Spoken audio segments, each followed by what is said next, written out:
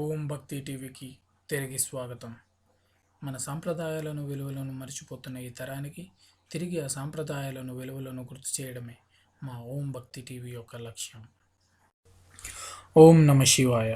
ఈరోజు మనం చూడబోయేది మహాదేవుడు బ్రహ్మరాంబ సహిత మల్లికార్జునుడుగా వెలసిన పుణ్యక్షేత్రం, అదే మూలాలిలోని కైలాసగిరి.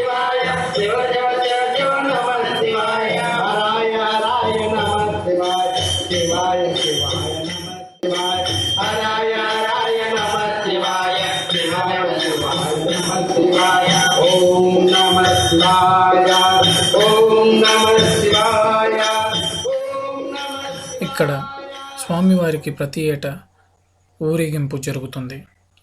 ఆ ఊరేగింపులో అక్కడి ప్రజలంతా స్వామివారి రథానికి నీరాజనాలు పడుతూ ఉంటారు.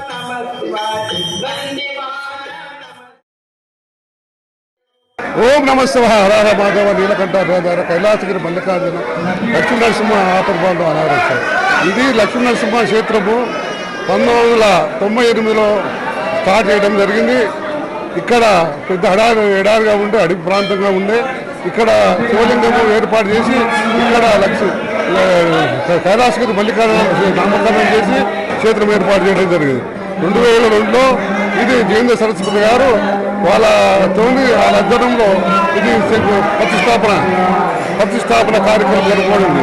ఈ క్షేత్రంలో ఇప్పటి వరకు వచ్చిన దేవతలు కాలభైరవుడు, ఆంజనేయ స్వామి, స్వామి శరణమయ్యప్ప, సుబ్రహ్మణ్య స్వామి, కనక పరమేశ్వరుడు, మరియు శివుడు, తర్వాత పార్వతి సమేతంగా ఇక్కడ వెలిచిన మల్లికార్జున క్షేత్రం చాలా విశేషమైన క్షేత్రము. ఇక్కడ చుట్టుపక్కల ఎంతోమంది జనం ఆశిస్తూ ఉంటారు. గతంలో కొన్ని సంవత్సరాల కింద ఇక్కడ కైలాసగిరి మల్లికార్జున గ్రామంలో ఉండేది. ఇప్పుడు అదేవిధంగా ఇక్కడ మల్లికార్జున క్షేత్రం అని ఏర్పాటు చేసి ఇక్కడ నివాసం చేసే క్షేత్రంగా వచ్చిందని చాలా మందికి తెలుసు. దీనికి మా ఆలయ కమిటీ చైర్మన్ రాజరెడ్డి గారు వారి నాయకత్వంలో ఆర్థిక సాయంతో, మా జనాల ఆర్థిక సాయంతో ఈ గుడి కట్టడం జరిగింది. ఇప్పటికీ కూడా విశేషంగా ఆదరణ.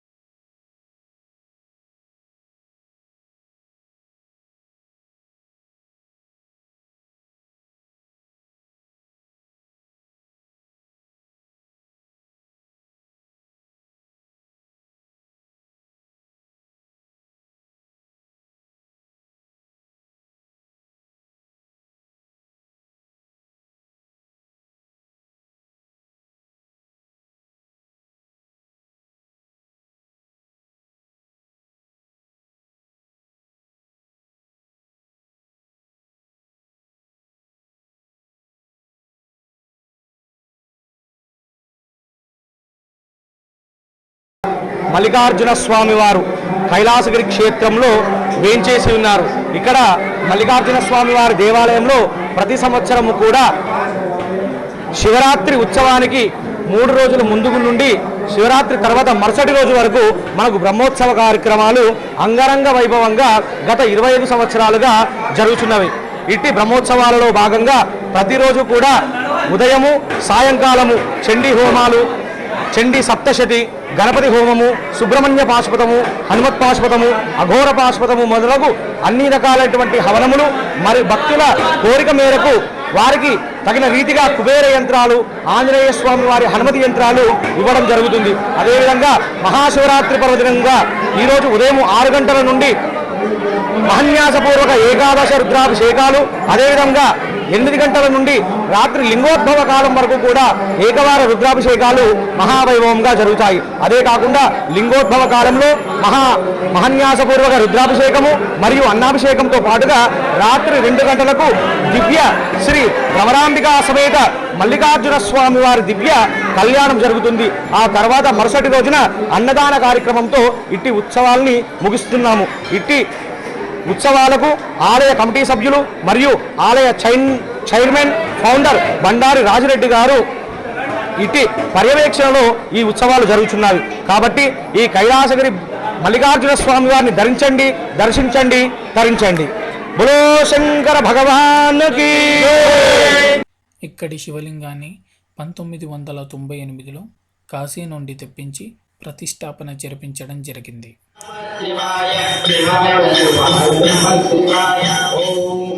ఆనాటి నుండి ఈనాటి వరకు ఏటేటా భక్తుల రద్దీ పెరుగుతూ ఉంటుంది. ఇక్కడ మహాశివరాత్రి ఉత్సవాలు అత్యంత ఘనంగా జరుగుతాయి.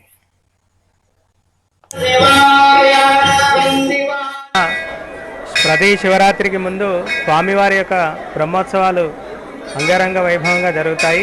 ముందుగా బ్రహ్మోత్సవాలు ఇక్కడ 5 రోజుల పాటు నిర్వహిస్తూ ఉంటారు. ప్రతి సంవత్సరం కూడా ఎక్కడెక్కడి నుంచో ఇక్కడికి భక్తులు ఇచ్చేస్తూ ఉంటారు. ఇక్కడికి దాదాపుగా ఒక 70 కాలనీల ప్రజలంతా కూడా ఇక్కడ ఉన్నటువంటి కైలాసగిరి క్షేత్రానికి ఈ శివరాత్రి పర్వదినమునందు తప్పకుండా వచ్చి స్వామివారిని భ్రమరాంబిక మల్లికార్జున స్వామి ఇక్కడ వేంచేసి ఉన్నారు.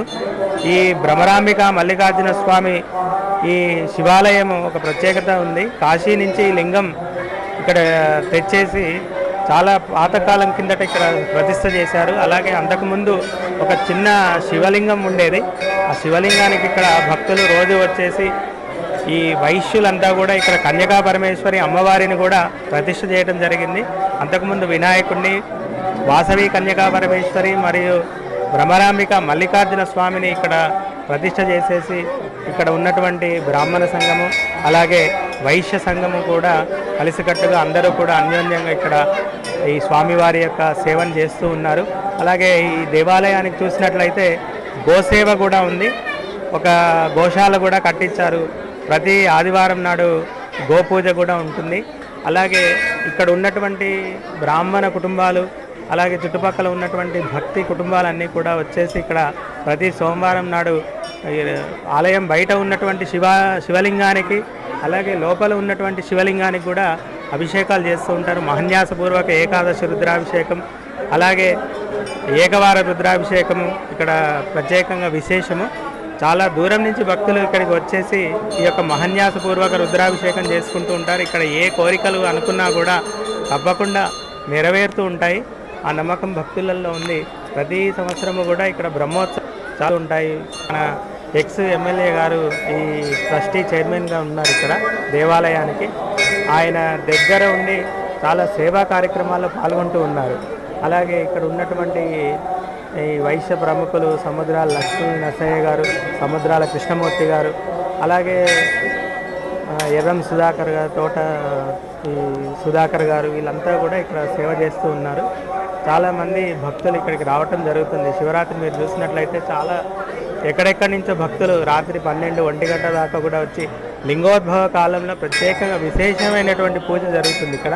ఆ లింగోద్భవ కాలంలో ఉన్నటువంటి అభిషేకానికి ప్రత్యేకత ఉంది ఇక్కడ.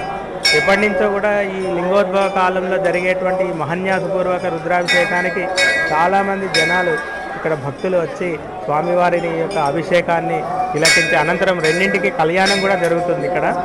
ఆ కళ్యాణం జరిగిన తర్వాత ఆ కళ్యాణంలో పాల్గొని భక్తులంతా కూడా తెల్లవారుజాము వరకు కూడా ఇక్కడ భజనలు అలాగే మంచి శివనామ సంకీర్తన చేస్తూ ఉంటారు. ఈ విధంగా ఈ ఆలయం యొక్క ప్రశస్తం చాలా గొప్పగా ఉంది. ఈ ఆలయంలో సుబ్రహ్మణ్యేశ్వర స్వామి అలాగే అయ్యప్ప, దండాయుధపాణి, నవనాగులని కొత్తగా ప్రతిష్ఠ జరిగాయి. ఈ నవనాగులకి కాలసర్ప దోషం ఉన్నవాళ్ళు అలాగే రాహుకేతువుల యొక్క దోషం ఉన్నవాళ్ళు, సంతాన దోషం ఉన్నవాళ్ళు కూడా ప్రతి మంగళవారము ఆదివారము వచ్చి విశేషంగా ఇక్కడ అభిషేకాలు చేస్తూ వారి యొక్క దోషాలన్నింటినీ కూడా పోగొట్టుకుంటూ ఉన్నారు. మిగతా అంతా కూడా ఆలయ కమిటీ ఎంతో అభివృద్ధి పనులను చేస్తుంది. అలాగే ఇక్కడ కొత్తగా నూతనంగా మన ఏసీ ఫంక్షన్ హాల్ కూడా నిర్మించారు. వివాహం కోసం చాలా అతి తక్కువ ఖర్చుతో ఇక్కడ వివాహం జరిపించుకోవచ్చు. ఆలయం అన్ని విధాలుగా సహకరిస్తుంది. చూశారు కదండి కైలాసగిరి విశేషాలు. మరొక్కసారి మహాశివరాత్రి శుభాకాంక్షలు తెలుపుతూ మీ ఓం భక్తి టీవీ. మా ఈ వీడియో మీకు నచ్చినట్టయితే ప్లీజ్ మా ఛానల్ని సబ్స్క్రైబ్ చేయండి.